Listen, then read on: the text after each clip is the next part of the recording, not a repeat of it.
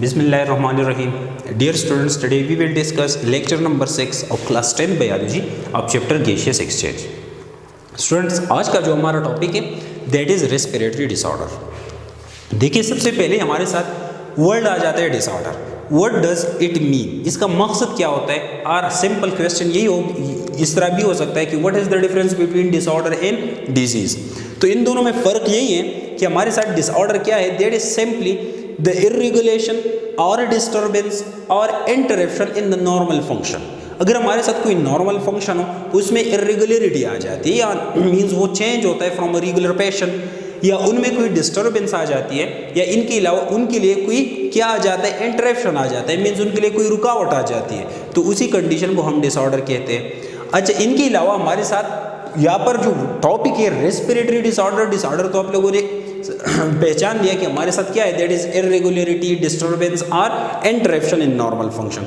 तो respiratory disorder का मकसद क्या होगा कि हमारे साथ जो एयर पासेज वे है या लंग्स, इनमें इस तरह की कुछ प्रोसेसेस हो जाते हैं जिनकी वजह से नॉर्मल फंक्शन में डिस्टर्बेंस आ जाती है, इरेगुलरिटी आ जाती है, और इनके अलावा उसमें इंटरप्शन आ जाता है. तो that will leads into respiratory disorder.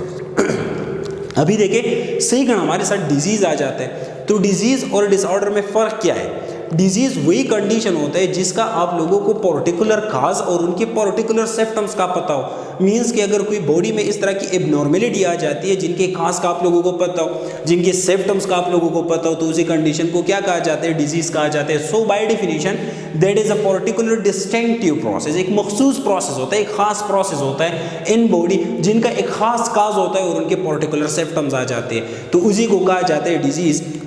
और बेसिकली डिसऑर्डर और डिजीज में यही फर्क होता है. डिसऑर्डर में इरेगुलरिटी होती है, ठीक है, इसमें हमारे साथ डिस्टर्बेंस आ जाता है, और डिजीज का एक पर्टिकुलर काज होता है और उनके पर्टिकुलर सिम्टम्स होते हैं. अच्छा देखिए, तो रेस्पिरेटरी डिसऑर्डर में हमारे साथ सबसे पहले आ जाता है ब्रोंकाइटिस, ठीक है. अच्छा, ब्रोंकाइटिस क्या है? देखिए मैं आप लोगों को एक वर्ड बता दूं, यहाँ पर जिस डिजीज की एंड में ITIS आ जाता है, ITIS, ठीक है, आइटस, जिस तरह हमारे साथ क्या है, देखिए अगर मैं इसकी और एग्जांपल बता दूं, एक हमारे साथ है ब्रोंकाइटिस जो आप लोग को कोर्स का हिस्सा है, दूसरा साइनोसाइटिस, ठीक है, ITIS उनके एंड में आ जाता है, मेनिंजाइटिस, ठीक है, उसके एंड में भी ITIS आ जाते हैं. तो जिस डिजीज या जिस डिसऑर्डर की एंड में ITIS आ जाते हैं, आइटस आ जाता है, तो इनका मकसद होता है कि देयर विल बी इन्फेक्शन, वहाँ पर इन्फेक्शन हो जाती है, either by bacteria either by virus, ठीक है, उनमें इन्फेक्शन आ जाती है या उनमें इन्फ्लेमेशन आ गई है, ठीक है. तो सिंपल ITIS का मकसद क्या है? इसका मकसद है कि यहाँ पर हमारे साथ क्या है, देयर इज इन्फेक्शन, इसी में इन्फेक्शन आ गई है, ठीक है. इसी वर्ड के साथ साथ आप लोग इनसे ये भी मालूम कर सकते हो कि सपोज अगर हमारे साथ ब्रोंक है, ठीक है, ITIS को छोड़े ब्रोंक, ठीक है, तो ब्रोंक का मकसद क्या होता है, ब्रोंकियोल्स आर ब्रोंकाई. तो सिंपल नेम से भी आप लोग मालूम कर सकते हो कि what the condition is. Bronchitis word का मकसद यही है कि इसमें क्या आ जाती है, इसमें ब्रोंकियोल्स आर ब्रोंकाई में उनमें इन्फेक्शन आ जाती है. अच्छा देखिए, दूसरा जो मैंने बता दिया मेनिंजाइटिस, तो ITIS का मकसद तो इन्फेक्शन है, लेकिन मेनिंज का मकसद क्या है, मेनिंजीज क्या होता है, that is the protective cover about the brain, ठीक है. तो मीन्स उनमें अगर इन्फेक्शन आ जाती है तो उसी कंडीशन को क्या कहा जाता है, मेनिंजाइटिस, ठीक है. अच्छा देखिए, दूसरा साइनोसाइटिस मैंने बता दिया, तो यहाँ पर जो साइनसेस होते हैं, ठीक है, उसी में अगर इन्फेक्शन आ जाती है तो उसी कंडीशन को साइनोसाइटिस कहा जाता है, ठीक है. तो सिंपल ITIS का मकसद इन्फेक्शन है. तो जाहिर सी बात है आप लोग तो अभी समझ गए होंगे कि bronchitis is actually the bronchi और ब्रोंकियोल्स, इनमें इन्फेक्शन आ जाते हैं या ये इन्फ्लेम्ड हो जाते हैं. देखिए यहाँ पर वर्ड दूसरा आ जाते हैं इन्फ्लेम, ठीक है. तो इन्फ्लेम निकला हुआ है किस चीज़ से, इन्फ्लेमेशन से, ठीक है. अच्छा देखिए, what actually the inflammation is, inflammation क्या है, तो inflammation is the response of body, ठीक है, ये बॉडी का रिस्पॉन्स होता है, ठीक है. Inflammation is response of body, लेकिन ये कौन से फॉर्म में होता है, ये होता है in the form of redness, ठीक है, और ये होता है in the form of swelling, या ये होता है in the form of pain, ठीक है, एटसेट्रा. इस तरह और भी हमारे साथ आ जाते हैं. तो देखिए इन्फ्लेमेशन क्या है, inflammation is response of the body. Inflammation हमारे साथ बॉडी का रिस्पॉन्स होता है, लेकिन ये किस फॉर्म में आ जाता है, in the form of swelling आ जाता है, in the form of redness आ जाता है, पेन आ जाता है, ठीक है.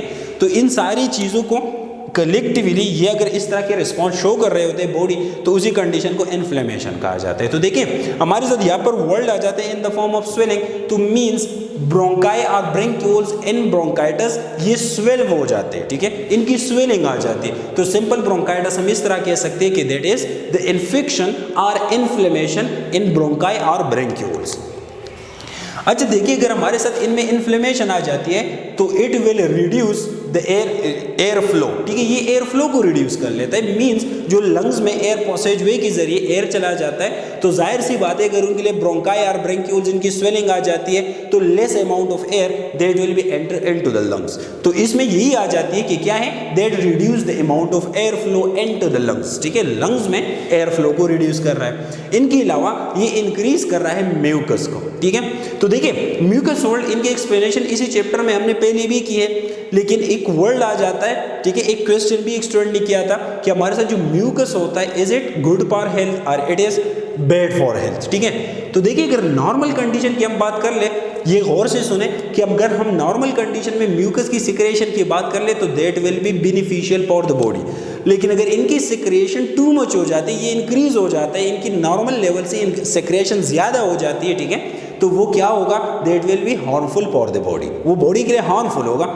लेकिन अगर नॉर्मल सिक्रेशन इसकी हो रही होती है, ये अपना फंक्शन परफॉर्म कर लेता है, तो व्हाट विल बी हैपन, ठीक है, अगर हमारे साथ म्यूकस की सिक्रिएशन हो जाती है, उनका नॉर्मल फंक्शन हो जाते हैं, तो म्यूकस के साथ क्या हो जाता है, so it enter into the digestive track, ये डाइजेस्टिव ट्रैक में एंटर हो जाता है और फिर बॉडी से जो स्टूल निकल जाते हैं उनके साथ इनकी बॉडी से एक्सपेलिंग आ जाती है, इनकी बॉडी से ये बॉडी से डिस्चार्ज हो जाती है, ठीक है। तो सिंपल नॉर्मल कंडीशन में हमारे साथ क्या है, म्यूकस की सिक्रेशन यूजफुल है, लेकिन अगर ये टू मच हो जाते हैं तो दैट विल बी हार्मफुल, ठीक है। तो सिंपल ब्रोंकाइटिस क्या है, ब्रोंकाइटिस में इन्फ्लेमेशन आ जाती है या इन्फेक्शन आ जाती है ब्रोंकाई और ब्रेंक्यूल्स में। इनके अलावा ये एयर फ्लो को रिड्यूस कर लेता है और इनके अलावा म्यूकस की फॉर्मेशन को इंक्रीज कर रहा है। अच्छा देखिए, इसी कंडीशन में म्यूकस की फॉर्मेशन अगर इंक्रीज हो रही है तो it is a disease, it will be harmful for the body. अब देखिए हमारे साथ ब्रोंकाइटिस इनकी टू मेजर टाइप्स होते हैं। The first one is acute bronchitis और दूसरा है क्रॉनिक ब्रोंकाइटिस। एक्यूट ब्रोंकाइटिस को आप लोग शॉर्ट टर्म ब्रोंकाइटिस भी कह सकते हैं, ठीक है। तो याद रखिए कि acute bronchitis that will be occur because of viral infection, ठीक है, वायरल इन्फेक्शन की वजह से ये अकर हो जाते हैं, क्योंकि वायरस अटैक कर लेता है ऑन ब्रोंकाई एंड ब्रेंक्यूल्स और उसी की वजह से जो ब्रोंकाइटिस आ जाती है उसी को एक्यूट ब्रोंकाइटिस कहा जाता है। इनके अलावा acute bronchitis that can be treated without treatment, ठीक है, ये रिकवर हो जाता है विदाउट ट्रीटमेंट और ये बॉडी में होता है फ्रॉम डेज टू वीक्स, ठीक है, वीक्स में ये खुद ब खुद रिकवर हो सकता है विदाउट ट्रीटमेंट। इनके अलावा दूसरा हमारे साथ क्रॉनिक ब्रोंकाइटिस आ जाता है, ठीक है। तो what is chronic bronchitis? Chronic bronchitis ये एनवायरमेंटल पोल्यूशंस की वजह से या एनवायरमेंटल फैक्टर्स की वजह से ये क्या होता है, ये काज होता है और ये क्रॉनिक होता है। ये विदाउट ट्रीटमेंट या विदाउट मींस जो क्या होते हैं मेडिसिन, ये इनकी रिकवरी नहीं होती है और ये बॉडी में अगर स्टे कर लेता है तो फ्रॉम मंथ्स टू ईयर्स ये बॉडी में स्टे होता है, ठीक है। अच्छा, इनके अलावा ब्रोंकाइटिस की कॉजेज क्या है? देखिए हम हर डिजीज की इस तरह एक सीक्वेंस में पढ़ लेंगे कि ब्रोंकाइटिस इनकी टाइप्स कौन से आ जाते हैं, इनकी कॉजेज क्या है, इनकी सिम्टम्स क्या है, इनके अलावा डायग्नोसिस, ट्रीटमेंट एंड प्रिवेंशन। तो नेक्स्ट टॉपिक हमारे साथ कॉजेज है कि ब्रोंकाइटिस किस चीज़ की वजह से कॉज हो रहा है। तो देखिए यहाँ पर हमने पहले इन्फेक्शन और इन्फ्लेमेशन की बात की है। तो इन्फेक्शन क्या होगा? दैट विल बी वायरस और बैक्टीरिया।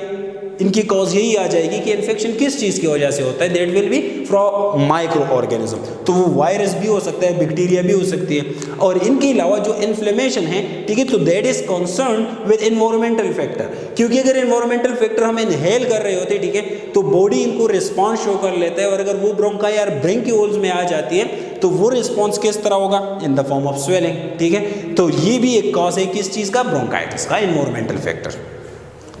अच्छा देखिए इनके सिम्टम्स, देखिए एक वर्ड हमारे साथ आ जाता है साइन और दूसरा होता है symptom. What is the difference between them, sign and symptom? तो देखिए साइन वही चीजें होते हैं जो हमारी बॉडी में किसी डिजीज की वजह से आ जाते हैं, लेकिन which can be seen by a doctor, जो डॉक्टर देख सकता है, ठीक है।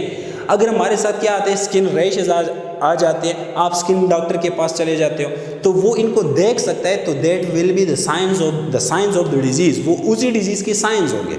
और सिम्टम्स क्या होते हैं, that can be felt by a patient, जो पेशेंट फील कर रहा होता है, ठीक है। सपोज अगर एब्डोमिनल पेन है तो एब्डोमिनल पेन में क्या होगा, that can only felt by a patient, वो सिर्फ पेशेंट फील कर सकता है, डॉक्टर इनको देख नहीं सकता है, तो उसी को सिम्टम्स कहा जाता है, ठीक है।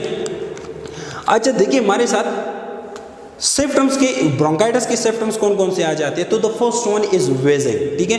वेजिंग क्या होता है, wheezing is basically the whistling sound produce when we breathe, ये वेस्लिंग साउंड होता है, ठीक है। जब हम ब्रीथिंग कर रहे होते हैं, ठीक है, तो उनके साथ जो वेस्लिंग साउंड प्रोड्यूस हो रहा है, तो इसी को कहा जाता है वेजिंग। दूसरा इनके सिम्टम्स में दूसरा पॉइंट क्या आ जाता है, दैट इज लो पेवर, ठीक है, इनका लो पेवर होता है। इनके अलावा चेस्ट टाइटेडनेस, ठीक है, ये भी इनकी एक सिम्टम्स आ जाती है। ब्रीथलेसनेस, ठीक है, जो इनएबिलिटी आ जाती है ब्रीथिंग की। इनके अलावा हेडेक भी होता है और ब्लॉक्ड नोज भी होता है, तो ये इनके सिम्टम्स आ जाते हैं ब्रोंकाइटिस के। देखिए अभी हम इनके अलावा इनकी डायग्नोसिस किस तरह कर सकते हैं। डायग्नोसिस वर्ड का मकसद क्या है, to find out a disease, ठीक है, through different test or normally, ठीक है। डायग्नोस वर्ड का मकसद क्या है, to find out a disease, किसी डिजीज को मालूम करना, to find out a disease, किसी डिजीज को मालूम करना, ये क्या होता है, दैट इज डायग्नोसिस। तो डायग्नोसिस हम ब्रोंकाइटिस की किस तरह कर सकते हैं, by means of spirometry.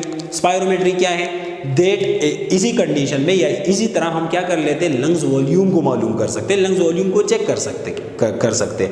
Lungs की नॉर्मल कैपेसिटी कितनी है, 5 लीटर, ठीक है, इनमें 5 लीटर ऑफ एयर ये आ सकता है, ठीक है। तो स्पायरोमेट्री में हम क्या कर लेते हैं, लंग्स की वॉल्यूम को चेक कर रहे होते हैं। इनके अलावा चेस्ट एक्सरे के जरिए भी हम ब्रोंकाई या ब्रोंकियोल्स की जो कंडीशन होते हैं उनको चेक कर सकते हैं और इसी ब्रोंकाइटिस डिजीज को डायग्नोस कर सकते हैं, ठीक है।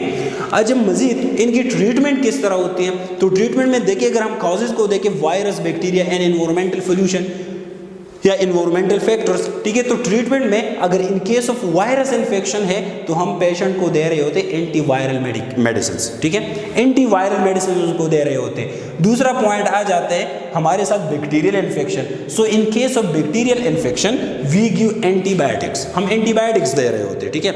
और जो इन्वायरमेंटल फैक्टर्स है that expel from the body with कफ, ये कफ के जरिए बॉडी से एक्सपेल हो सकता है।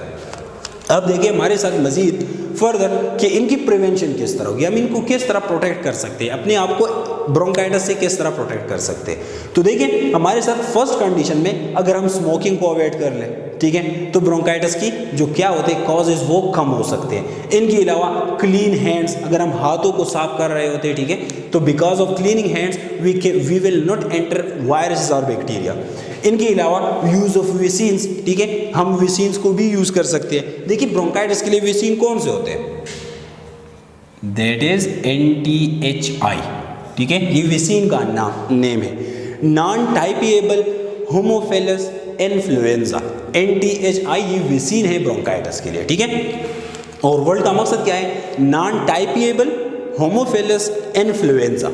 इनके अलावा अगर हम सर्जिकल मास्क को यूज़ कर रहे हैं तो इसी वजह से ये प्रिवेंशन है, इसी की वजह से ब्रोंकाइटिस के जो रिस्क होते हैं वो कम हो जाते हैं, ठीक है। तो that is all about bronchitis कि हमारे साथ ये क्या है, ब्रोंकाई या ब्रोंकियोल्स इनकी इन्फ्लेमेशन या इन्फेक्शन है। अच्छा इनके बाद जो नेक्स्ट डिजीज आ जाते हैं दैट इज एम्पाइसीमा। एम्पाइसीमा कौन सा डिजीज होता है, that is a severe type of lung diseases. ये हमारे साथ जो लंग डिजीजेज होते हैं उनमें एक सिवियर टाइप है। इसमें बेसिकली क्या हो रहा होता है, सो देखिए इसमें जो अल्व्यूलर वॉल्स होते हैं, ठीक है, अल्विलाई मीन जो टर्मिनल ब्रेंक्यूल के ऊपर प्रेजेंट होता है, सपोज दैट इज टर्मिनल ब्रेंक्यूल, ठीक है, इसी के ऊपर हमारे साथ अल्विलाई प्रेजेंट होते हैं। इसी अल्विलाई की हमारे साथ अगर क्या आ जाती है, ब्रेक डाउन, ये अगर ब्रीक हो जाता है, ये अगर नैरो हो जाते हैं, अल्विलाई के जो वॉल्स होते हैं ये अगर ब्रीक हो जाते हैं, ये अगर नैरो हो जाते हैं या ये कोलैप्स हो जाते हैं, मीन्स कोलैप्स का मकसद क्या है कि ये इस तरह कोलैप्स हो जाते हैं, ठीक है। तो इसी कंडीशन को हम कहते हैं एम्पाइसीमा। अच्छा एम्पाइसीमा क्या कर लेता है, it reduces the surface area for what, for gaseous exchange के लिए ये सरफेस एरिया को रिड्यूस कर रहा होता है। और ये कंडीशन हमारे साथ क्या है, नॉन रिवर्सिबल है। अगर एक दफ़ा ये अल्विलाई ब्रेक हो जाती है या ये बर्स्ट हो जाती है, डैमेज हो जाती है, ठीक है, या ये कोलैप्स हो जाती है, तो this condition will be non reversible, इनके पर कोई ट्रीटमेंट नहीं होगी, ठीक है। अच्छा देखिए, अब हमारे साथ जो नेक्स्ट है that is types of emphysema. Emphysema में कौन कौन से टाइप्स आ जाते हैं? So the first one is paraseptal emphysema, the second one is central lobular emphysema, the third one is pan lobular emphysema. देखिए पैरासेप्टल एम्पाइसेमा ये क्या होता है? देखिए नॉर्मली तो हम यही कह रही है कि हमारे साथ क्या होगा, अल्विलाई की जो वॉल्स होंगे दैट विल बी डैमेज, ठीक है। तो पैरासेप्टल कंडीशन में क्या होता है, जो एंटायर लंग्स हैं, ठीक है, लंग्स का जो बैक साइड होता है उसी में अल्विलाई की डैमेजेस आ जाती है, तो उसी कंडीशन को हम पैरासेप्टल एम्पाइसेमा कहेंगे, ठीक है। सपोज अगर हमारे साथ लंग है, ठीक है, तो इसी लंग का जो बैक साइड होता है, ठीक है, इसी लंग का जो बैक साइड होता है वो सारा, उसी में जो अल्विलाई प्रेजेंट है वो सारे डैमेज हो जाते हैं, तो उसी कंडीशन को हम पैरासेप्टल एम्पाइसेमा कहते हैं, ठीक है। तो मीन्स यहाँ पर मैंने लिखा है effect back side of the lung. Suppose अगर ये एंटायर लंग है, ठीक है, ये इनका फ्रंट साइड है, ये इनका बैक साइड है, तो अल्विलाई की डिस्ट्रक्शन या बैक साइड में आ जाती है, ठीक है, तो उनको हम पैरासेप्टल एम्पाइसेमा कहते हैं। दूसरा क्या है, that is the centri lobular emphysema. अच्छा, सेंट्री लोबुलर एम्पाइसेमा क्या होता है? देखिए हमने पढ़ा है लंग्स टॉपिक में कि लंग्स में लोब्स होते हैं, ठीक है, राइट लंग जो होते हैं उसमें सुपीरियर, इंफीरियर और मिडल लोब होते हैं, ठीक है। इनके अलावा जो लेफ्ट लंग है उसमें सुपीरियर और इंफीरियर लोब होते हैं। तो देखिए अगर हमारे साथ जो अपर वाले लोब्स होते हैं वो अगर इन्फेक्ट हो जाते हैं, ठीक है, उनमें अगर अल्विलाई की डिस्ट्रक्शन आ जाती है तो उसी कंडीशन को कहा जाता है सेंट्रल लोबुलर एम्पाइसेमा। और पेन लोबुलर क्या होता है? That is the combination of both. अगर हमारे साथ लंग्स का बैक साइड भी है उसी में भी अल्विलाई की डिस्ट्रक्शन आ जाती है और अपर लोब्स में भी, तो उसी कंडीशन को पेन लोबुलर कहा जाता है। Means effect both back sides and upper lobe. ये सिर्फ बैक साइड को इफेक्ट कर रहा होता है, ये अपर लोब्स को, और ये दोनों को इफेक्ट कर रहे होते हैं, ठीक है। अच्छा देखिए अब हमारे साथ एम्पाइसेमा की कॉजेज क्या है? So emphysema is mainly cause due to air pollution, ठीक है, एयर पोल्यूशन की वजह से ये आ जाता है। वायरल इन्फेक्शन भी हो सकते हैं, इन्फेक्शन की वजह से हमारे साथ क्या हो सकता है, ये मींस अल्विलाई की डिस्ट्रक्शन हो सकती है, और स्मोकिंग भी इनका एक काज है। यहाँ पर मैं एक इंटरेस्टेड पॉइंट आप लोगों को बता दूं, एम्पाइसेमा में भी जेनेटिक, एम्पाइसेमा जेनेटिक भी हो सकता है, ठीक है, क्योंकि जो यहाँ पर अल्विलाई की वॉल्स होते हैं, ठीक है, अल्विलाई की वॉल्स होते हैं, इनके जो हमारे साथ लेवल होती है इनको कंट्रोल कर लेता है एक प्रोटीन जिनको कहा जाता है अल्फा 1 एंटी ट्रिप्सिन, ठीक है, ये प्रोटीन का नेम है अल्फा 1 एंटी ट्रिप्सिन प्रोटीन। अच्छा, ये अल्फा 1 एंटी ट्रिप्सिन प्रोटीन इसी वॉल्स की जो नॉर्मल मेंटेनेंस होती है उनको मेंटेन रख लेता है, ठीक है। तो मैं ये बता रहा हूँ कि एम्पाइसेमा में भी जेनेटिक, तो किस तरह ये जेनेटिक हो सकता है? अगर कोई चाइल्ड उनकी बर्थ हो जाती है और बाय बर्थ उनमें इसी प्रोटीन की लेवल कम होती है या इसी प्रोटीन की डिफिशियंसी होती है, तो this in that condition the emphysema will be genetic, उसी कंडीशन में एम्पाइसेमा जेनेटिक होगा।